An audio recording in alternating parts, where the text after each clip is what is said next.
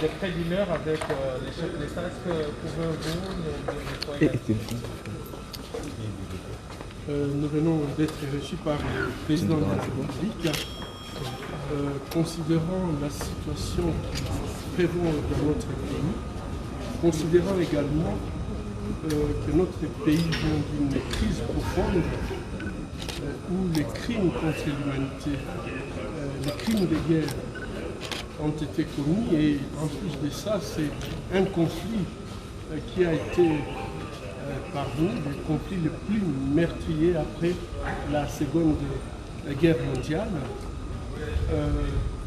Ceci a eu des conséquences désastreuses sur le plan social, sur le plan économique, mais également sur le plan sécuritaire en République démocratique du Congo. Nous avons profité de cette occasion pour présenter au président de la République notre point de vue par rapport à cette crise à répétition que nous connaissons. Aujourd'hui, il est clair que pour sortir de cette situation, il faut absolument que nos dirigeants fassent une rupture avec les antivaleurs qui caractérisent aujourd'hui notre pays.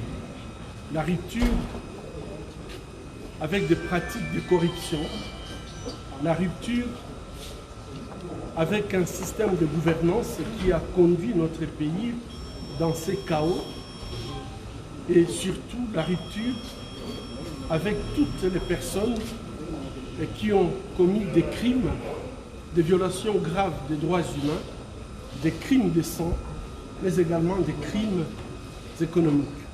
Ça, c'est le premier point que nous considérons que la rupture avec le passé doit se faire pour pouvoir commencer à penser à un avenir meilleur.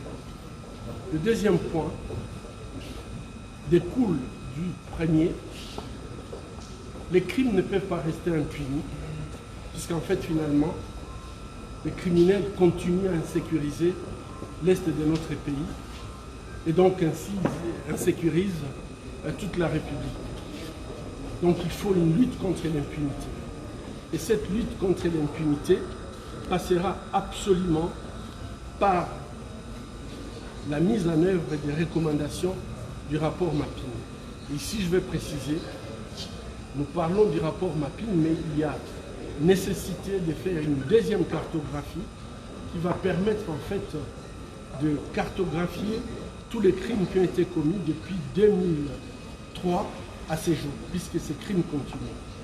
Et donc ces recommandations sont très très importantes, puisque parmi les recommandations, il y a la recommandation d'une justice transitionnelle. Cette justice transitionnelle inclura bien sûr des mécanismes de poursuite et de jugements internationaux, mais également nationaux. Et ici, nous devons insister sur le fait que les poursuites judiciaires devront être extrajudiciaires, mais aussi judiciaires. Je pense spécialement à toutes les femmes qui sont aujourd'hui exclues de leur communauté, puisqu'elles ont été violées. Nous savons très bien qu'en République démocratique du Congo, les femmes sont respectées, et le fait de les avoir humiliées en public a entraîné tout simplement leur exclusion sociale. Et je crois que parmi les mécanismes que nous devons inclure dans la justice transitionnelle, nous devons avoir des mécanismes coutumiers qui permettent à ce que les femmes qui ont été exclues du fait d'avoir été violées, et ces viols qui sont considérés tout simplement comme ces femmes deviennent impropres à la société, qu'elles puissent subir des traditions qui les permettent de réintégrer la communauté. La troisième chose qu'on a demandé au président de la République, c'est qu'il s'implique personnellement et que ce soit lui qui soit le porte-flambeau de cette lutte contre l'impunité, spécialement en demandant au secrétaire général des Nations Unies, M. Antonio Guterres, de s'adresser au Conseil de sécurité pour la mise en œuvre d'un tribunal pénal international pour le Congo. Et la dernière question que nous avions évoquée, c'est les réformes institutionnelles. Notre pays ne décollera pas, son décollage sera toujours hypothétique si on n'a pas des réformes profondes, courageuses, mais aussi des réformes ambitieuses qui vont permettre en fait à ce que nous ayons une armée, une police, un service de renseignement, donc l'ensemble de la sécurité, tout à fait apolitique et professionnel. Nous avons également besoin d'avoir, ce qui concerne la justice, la Cour constitutionnelle, la CENI, tout à fait apolitique. Et je crois que ça, c'est capital, puisque quand vous voyez toutes les crises que nous connaissons, c'est puisque chacun veut absolument contrôler les institutions pour se maintenir au pouvoir. Alors que si nous avons des institutions qui sont apolitiques, neutres et professionnelles, chacun pourra faire prévaloir ses capacités de gouverner et pas compter sur une hypothétique fraude. Voilà ce que nous avons pu aborder avec le président de la République. Docteur, en clair, la rupture avec le passé passe aussi par la fin de la coalition. Bon, écoute, s'il y a dans la coalition des personnes qui ont commis des crimes, je pense que la coalition ne doit pas être en fait une espèce d'oasis où se cachent les criminels. Je pense que les crimes contre l'humanité nous concernent tous. Les crimes contre l'humanité, on ne devrait pas avoir, il n'y a pas de prescription par rapport à ces crimes contre l'humanité. Et je crois que moi je ne connais pas, je ne suis pas juge, mais ce que j'ai dit, si vous êtes dans la coalition, que vous aviez commis des crimes, vous devez répondre de vos crimes. Et je crois qu'aujourd'hui, nous avons un avantage, nous avons un président qui n'a pas trempé dans ces crimes. Au moins ça, nous avons une certitude. Mais s'il y a des gens dans la coalition qui, malheureusement, ont commis des crimes de sang ou des crimes contre l'humanité, des crimes de guerre, il faudrait absolument qu'ils répondent à ces crimes. Et ces crimes sont imprescriptibles. Donc, qu'on ne se fasse pas d'illusion, on peut avoir un temps de grâce, mais un temps viendra où il faudrait que les morts congolais aient justice. Prix Nobel 2018, notable du Kivu, votre point de vue sur la question Minembwe? Je pense que cette question Minembwe ne devrait pas me préoccuper, puisque je crois que c'est une distraction. Demandons une justice transitionnelle, un tribunal pénal international pour les Congo, la question de Minembwe sera résolue. Merci. Et voilà, on venait donc là-dessus le docteur Mukwege. Il a donné sa déclaration après avoir été consulté par le chef de l'État, Bibi Kapinga, pour le compte de ma mission TV. Des près d'une heure avec les chefs de l'État, est-ce que pouvez-vous nous dire nous venons d'être reçus par le président de la République.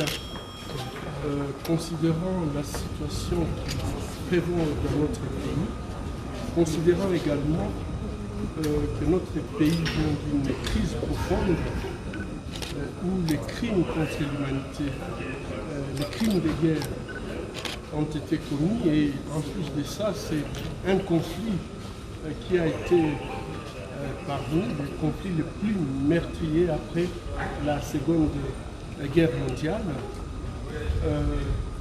Ceci a eu des conséquences désastreuses sur le plan social, sur le plan économique, mais également sur le plan sécuritaire en République démocratique du Congo. Nous avons profité de cette occasion pour présenter au président de la République notre point de vue par rapport à cette crise à répétition que nous connaissons.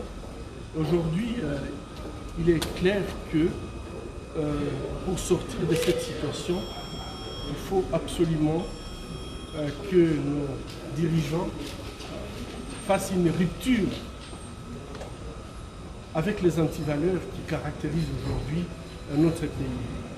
La rupture avec des pratiques de corruption, la rupture avec un système de gouvernance qui a conduit notre pays dans ces chaos et surtout la rupture avec toutes les personnes qui ont commis des crimes, des violations graves des droits humains, des crimes de sang, mais également des crimes économiques.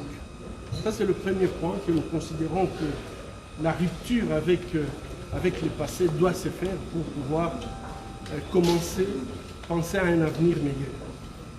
Le deuxième point découle du premier. Les crimes ne peuvent pas rester impunis, puisqu'en fait, finalement, les criminels continuent à insécuriser l'Est de notre pays et donc ainsi insécurisent toute la République. Donc il faut une lutte contre l'impunité. Et cette lutte contre l'impunité passera absolument par la mise en œuvre des recommandations du rapport Mapping. Ici, je vais préciser, nous parlons du rapport Mapping, mais il y a nécessité de faire une deuxième cartographie qui va permettre en fait de cartographier tous les crimes qui ont été commis depuis 2003 à ces jours, puisque ces crimes continuent. Et donc ces recommandations sont très très importantes, puisque parmi les recommandations, il y a la recommandation d'une justice transitionnelle. Cette justice transitionnelle inclura bien sûr des mécanismes de poursuite et des jugements internationaux, mais également nationaux. Et ici, nous devons insister sur le fait que les poursuites judiciaires devront être extrajudiciaires, mais aussi judiciaires. Je pense spécialement à toutes les femmes qui sont aujourd'hui exclues de leur communauté, puisqu'elles ont été violées. Nous savons très bien qu'en République démocratique du Congo, les femmes sont respectées, et le fait de les avoir humiliées en public a entraîné tout simplement leur exclusion sociale. Et je crois que parmi les mécanismes que nous devons inclure dans la justice transitionnelle, nous devons avoir des mécanismes coutumiers qui permettent à ce que les femmes qui ont été exclues du fait d'avoir été violées, et ces viols qui sont considérés tout simplement comme ces femmes deviennent impropres à la société, qu'elles puissent subir des traditions qui les permettent de réintégrer la communauté. La troisième chose qu'on a demandé au président de la République, c'est qu'il s'implique personnellement et que ce soit lui qui soit le porte-flambeau de cette lutte contre l'impunité, spécialement en demandant au secrétaire général des Nations Unies, M. Antonio Guterres, de s'adresser au Conseil de sécurité pour la mise en œuvre d'un tribunal pénal international pour le Congo. Et la dernière question que nous avions évoquée, c'est les réformes institutionnelles.